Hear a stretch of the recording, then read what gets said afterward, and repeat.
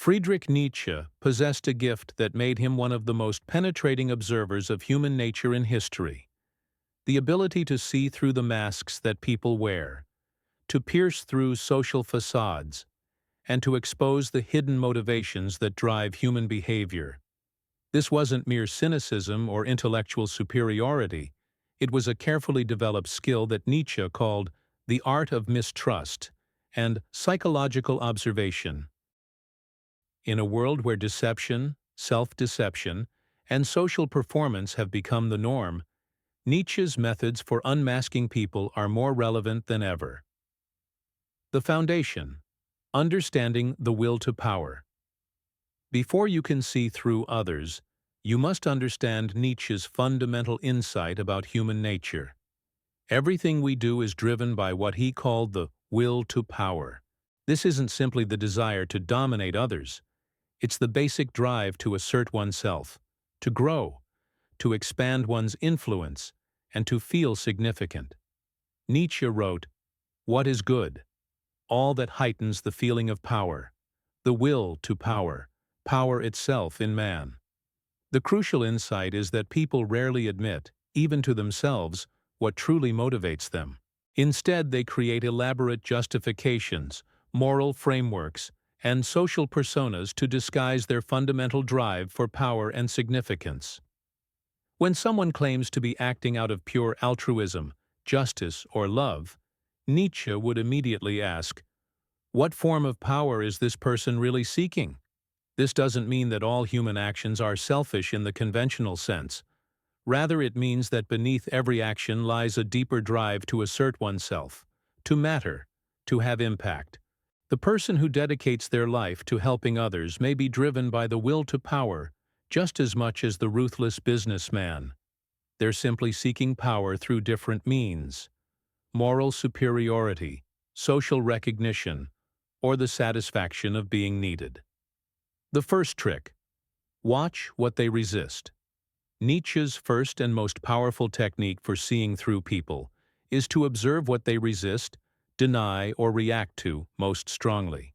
He wrote, "What a person is begins to betray itself when his talent decreases, when he stops showing what he can do. Talent, too, is an ornament. An ornament, too, is a hiding place. When someone has an unusually strong reaction to a particular idea, behavior, or type of person, they are revealing something crucial about themselves. The things we hate most in others are often the things we fear most in ourselves. The person who rails against weakness is often terrified of their own vulnerability. The individual who constantly criticizes others for being fake is usually struggling with their own authenticity. Pay attention to the topics that make people uncomfortable, the subjects they quickly change, the behaviors they condemn with unusual passion. These reactions are like psychological fingerprints. They reveal the hidden territories of the psyche that the person is desperately trying to protect or deny. Nietzsche himself demonstrated this principle when he wrote about Christianity. His fierce criticism of Christian morality wasn't just philosophical disagreement. It was his way of wrestling with the Christian values that had been deeply embedded in his own psyche. By understanding what he resisted so strongly, we can see the internal battle he was fighting. The second trick: analyze their moral language. Nietzsche was particularly skilled at seeing through moral language, the way people use concepts like good, evil, justice, and virtue to disguise their real motivations. He called this the genealogy of morals, tracing moral concepts back to their psychological origins. When someone speaks in moral terms, ask yourself, what is this person really trying to achieve? What form of power are they seeking through this moral stance? The person who constantly talks about fairness may be seeking to level a playing field where they feel disadvantaged. The individual who emphasizes tradition and order may be trying to preserve a system that benefits them. Nietzsche noticed that people often adopt moral positions that serve their psychological needs while appearing virtuous to others. The humble person may be seeking power through moral superiority. The righteous individual may be using moral outrage to avoid examining their own flaws. The compassionate person may be trying to feel important by being needed. This doesn't mean that all moral language is hypocritical, but it does mean that moral positions often serve psychological functions that their advocates don't consciously recognize. By analyzing the hidden benefits of someone's moral stance, you can often see their true motivations. The third trick: observe their contradictions. Nietzsche was a master at spotting contradictions, the gaps between what people say and what they do, between their conscious beliefs and their unconscious behaviors. He wrote, "The most common lie is that which one lies to oneself. Lying to others is relatively an exception." Most people are walking contradictions, but they've become so skilled at rationalization that they don't notice their own inconsistencies. The person who preaches about living authentically while carefully crafting their social media image. The individual who talks about the importance of truth while avoiding difficult conversations. The person who claims to value equality while seeking every advantage for themselves. These contradictions aren't necessarily signs of conscious hypocrisy. They're often evidence of self-deception. People create elaborate mental frameworks to justify behaviors that contradict their stated values. By observing these contradictions without judgment, you can see the real person beneath the constructed persona. Nietzsche himself was aware of his own contradictions. He criticized systematic philosophy while creating his own philosophical system. He railed against the herd mentality while desperately seeking recognition from the intellectual community. His awareness of his own contradictions made him more skilled at seeing them in others. The fourth trick: study their relationships to power. One of Nietzsche's most penetrating insights was that you can understand people by observing how they relate to power, both when they have it and when they don't. How does someone behave when they're in a position of authority? How do they treat those who have less power than them? How do they respond when they encounter someone more powerful? The person who is obsequious to superiors but cruel to subordinates reveals their true character. The individual who becomes arrogant when given small amounts of power shows what they would do with greater authority. The person who constantly seeks to associate with high-status individuals while dismissing those of lower status reveals their deep insecurity about their own worth. Nietzsche wrote, "The individual has always had to struggle not to be overwhelmed by the tribe. If you try it, you will be lonely often, and sometimes frightened. But no price is too high to pay for the privilege of owning yourself." Isor. Observe how people handle this struggle. Do they conform to group pressure, or do they maintain their individual perspective? Do they seek power through manipulation and politics, or through genuine competence and contribution? The fifth trick: listen to their stories.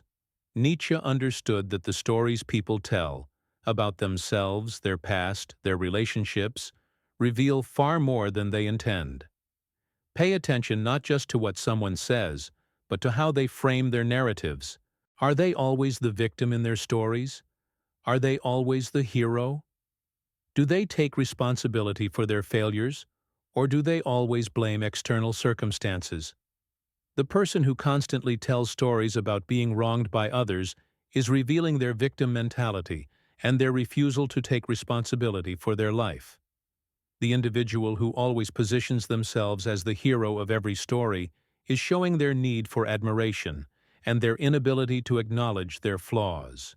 The person who never admits to making mistakes is demonstrating their fragile ego and their fear of appearing imperfect. Nietzsche wrote, "There are no facts, only interpretations. The way someone interprets and presents their life experiences reveals their fundamental worldview, their deepest fears, and their core motivations. By listening carefully to these interpretations, you can see the psychological machinery that drives their behavior." The sixth trick: observe their reactions to criticism. Perhaps nothing reveals character more clearly than how someone responds to criticism or challenge. Nietzsche believed that strong individuals welcome opposition because it helps them grow and refine their ideas. Weak individuals, on the other hand, react to criticism with defensiveness, anger, or attempts to silence the critic. Watch what happens when someone's ideas, behavior, or competence is questioned. Do they engage thoughtfully with the criticism, or do they immediately become defensive? Do they attack the critic's character rather than addressing the substance of the criticism? Do they seek to understand the opposing viewpoint, or do they simply try to win the argument? The person who cannot tolerate any criticism is revealing their fundamental insecurity and their attachment to their self-image. The individual who responds to challenge with personal attacks is showing their inability to separate their ideas from their identity. The person who welcomes thoughtful criticism and uses it to improve is demonstrating genuine strength and self-confidence. The seventh trick: analyze their relationship to truth. Nietzsche was fascinated by humanity's complex relationship with truth. He observed that most people claim to value truth while actually preferring comfortable illusions. Sometimes people don't want to hear the truth because they don't want their illusions destroyed, he noted. Observe how someone responds when confronted with uncomfortable truths about themselves, their beliefs, or their situation. Do they seek to understand and integrate new information, or do they immediately reject anything that challenges their existing worldview? Do they ask probing questions, or do they avoid inquiry that might lead to inconvenient discoveries? The person who surrounds themselves only with people who agree with them is revealing their fear of having their beliefs challenged. The individual who becomes angry when presented with evidence that contradicts their position is showing their attachment to being right rather than finding truth. The person who constantly seeks new perspectives and is willing to change their mind when presented with better evidence is demonstrating intellectual honesty and genuine strength. The practical application: becoming a student of human nature. To develop Nietzsche's skill for seeing through people, you must become a careful observer of human behavior. This requires setting aside your own judgments, preferences, and emotional reactions to simply watch and analyze. Nietzsche wrote, "One must have chaos within oneself to give birth to a dancing star." This means being comfortable with uncertainty and complexity, rather than rushing to simple judgments. Start by observing yourself with the same analytical eye you would turn on others. What are your own contradictions? What do you resist most strongly? How do you use moral language to justify your desires? What stories do you tell about yourself? By understanding your own psychological machinery, you become better equipped to see it in others. Practice what Nietzsche called intellectual honesty, the willingness to see things as they are rather than as you wish they were. This means acknowledging uncomfortable truths about human nature, including the reality that people are often driven by motivations they don't consciously understand or admit. Remember that the goal of seeing through people isn't to become cynical or manipulative. It's to understand human nature more deeply so that you can navigate relationships more effectively and protect yourself from deception. As Nietzsche wrote, "The advantage of a bad memory is that one enjoys several times the same good things for the first time. The advantage of seeing clearly is that you can respond to reality rather than illusion." In the next part, we will explore the advanced techniques Nietzsche used to unmask even the most sophisticated forms of deception and self-deception, and learn how to apply these insights to protect yourself while building more authentic relationships. Having mastered the foundational principles of Nietzsche's psychological observation, we now turn to the more sophisticated techniques he developed for penetrating even the deepest forms of human deception and self-deception. These advanced methods will transform you into what Nietzsche called a free spirit, someone who can see through the elaborate performances that most people mistake for reality. The eighth trick: decode their aesthetic choices. Nietzsche believed that aesthetic preferences reveal profound truths about character that people themselves don't recognize. "One's taste is the only morality," he wrote. Understanding that what we find beautiful, compelling, or repulsive reflects our deepest values and psychological makeup. Observe carefully what someone chooses to surround themselves with: their clothing, their living space, the art they appreciate, the music they love, even the way they arrange their social media profiles. These choices are never random. They're unconscious expressions of identity and aspiration. The person who fills their space with expensive status symbols but lacks genuine aesthetic coherence is revealing their insecurity and their need for external validation. The individual who claims to be spiritual but surrounds themselves with aggressive, chaotic imagery is showing the contradiction between their conscious beliefs and unconscious drives.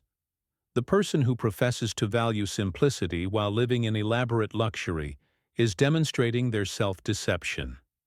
Pay attention to what someone finds funny, what moves them to tears, what makes them uncomfortable. Humor, in particular, is a powerful revealer of character. The person who only laughs at others' misfortunes reveals their cruelty. The individual who cannot laugh at themselves shows their fragile ego. The person who finds genuine joy in absurdity demonstrates psychological flexibility and strength. Nietzsche wrote, "We have art in order not to die of the truth." Observe how someone uses aesthetic choices to either confront or avoid reality. Do they seek beauty that challenges and transforms them, or do they prefer comfortable mediocrity that confirms their existing worldview? The ninth trick: analyze their relationship with time. One of Nietzsche's most penetrating insights was that you can understand someone's entire philosophy of life by observing their relationship with time. How do they talk about the past? What are their attitudes toward the future?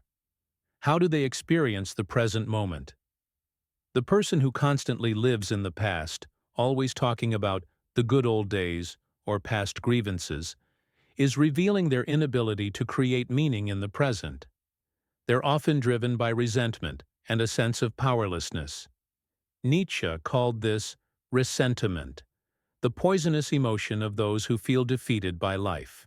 Conversely, the individual who only talks about future plans and possibilities while neglecting present responsibilities is showing their escape from reality. They're often driven by fantasy and the fear of confronting current limitations. Watch how someone handles waiting, delays, and interruptions. The person who becomes agitated when their schedule is disrupted reveals their need for control and their anxiety about uncertainty. The individual who can adapt gracefully to unexpected changes demonstrates psychological resilience and confidence. Nietzsche advocated for what he called amor fati, love of fate, or the ability to embrace whatever life brings. Observe whether someone approaches their circumstances with acceptance and creativity or with resistance and complaint. This reveals their fundamental attitude toward existence itself. The 10th trick: study their energy patterns. Nietzsche was acutely aware of energy, what energizes people, what drains them, and how they manage their vital forces. He wrote, "The secret of reaping the greatest fruitfulness and the greatest enjoyment from life is to live dangerously. But danger means different things to different people, and understanding what truly energizes someone reveals their core nature. Observe when someone comes alive with enthusiasm, and when they seem to deflate or withdraw. The person who is energized by gossip and drama is revealing their need for stimulation through others' problems. They're psychological vampires who feed on conflict. The individual who lights up when discussing ideas and possibilities shows intellectual vitality and creative drive. Pay attention to how someone responds to different social situations. Are they energized by large groups or intimate conversations? Do they thrive on competition or collaboration?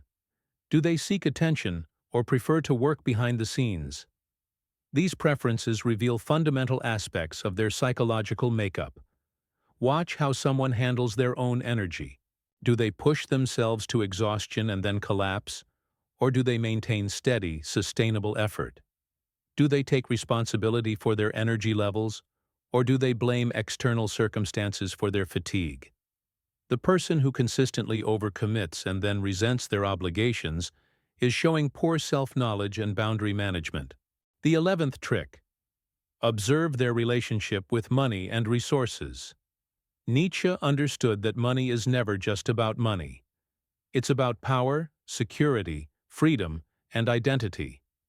How someone relates to money and resources reveals their deepest fears and desires about life itself. The person who hoards money obsessively is often driven by deep insecurity and fear of scarcity. They may have experienced poverty or powerlessness and are now trying to create a buffer against future vulnerability. Conversely, the individual who spends compulsively is often trying to fill an emotional void or prove their worth through acquisition. Pay attention to how someone talks about money. Do they discuss it openly and practically, or do they avoid the topic entirely? The person who claims that money doesn't matter, while clearly being stressed about financial issues, is demonstrating self-deception. The individual who defines their worth entirely through their net worth is showing spiritual poverty despite material wealth. Observe how someone treats service workers, waiters, and others in economically dependent positions. This reveals their true character more clearly than how they treat equals or superiors. The person who is rude to those who can't fight back is showing their fundamental lack of respect for human dignity. Watch how someone handles abundance and scarcity. Do they become generous or greedy when they have plenty? Do they maintain their values when resources are limited? Or do they compromise their principles for financial gain? These responses reveal their core character under pressure. The 12th trick. Analyze their communication patterns. Nietzsche was a master of language who understood that how someone communicates reveals as much as what they communicate. The structure, rhythm, and style of someone's speech and writing provide a window into their psychological organization. Listen to the complexity and precision of someone's language. The person who speaks in vague generalities and clichés is often avoiding clear thinking or trying to hide their lack of understanding. The individual who uses unnecessarily complex language may be trying to impress others or mask their insecurity with intellectual posturing. Pay attention to how someone handles silence and pauses in conversation. The person who cannot tolerate any silence and fills every gap with chatter is revealing their anxiety and their fear of introspection. The individual who is comfortable with thoughtful pauses demonstrates confidence and depth. Observe how someone responds to questions. Do they answer directly and thoughtfully, or do they deflect, change the subject, or respond with questions of their own?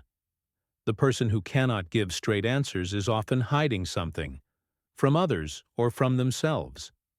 Watch how someone tells stories. Do they take responsibility for their role in events, or do they always position themselves as the victim or hero? Do they show empathy for other people in their narratives, or do they treat others as mere props in their personal drama? The 13th trick. Study their relationship with rules and authority. Nietzsche had a complex relationship with authority and conventional morality, and he understood that how someone relates to rules and authority figures reveals fundamental aspects of their character and psychological development. The person who blindly follows all rules without question is demonstrating what Nietzsche called slave morality. They've abdicated their responsibility to think for themselves and make independent moral judgments. Conversely, the individual who rebels against all authority indiscriminately is often driven by unresolved psychological issues rather than genuine principle. Observe how someone behaves when they think no one is watching, or when there are no consequences for their actions. This reveals their true moral character, whether they act ethically because it's right or only because they fear punishment. Pay attention to how someone treats rules that inconvenience them versus rules that benefit them. The person who demands strict adherence to rules when it serves their interests but ignores them when it doesn't is revealing their opportunistic nature and lack of genuine principle. Watch how someone responds to legitimate authority versus illegitimate authority. The individual who cannot distinguish between earned authority based on competence and arbitrary authority based on position is showing poor judgment and psychological immaturity. The 14th trick. Observe their relationship with suffering and adversity. Nietzsche believed that how someone handles suffering reveals their fundamental strength or weakness of character. He wrote, "What does not kill me makes me stronger." But he also understood that not everyone has the psychological resources to transform suffering into strength.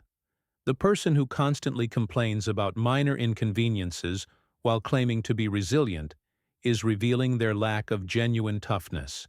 The individual who endures major hardships without self-pity while remaining compassionate toward others is demonstrating real strength of character.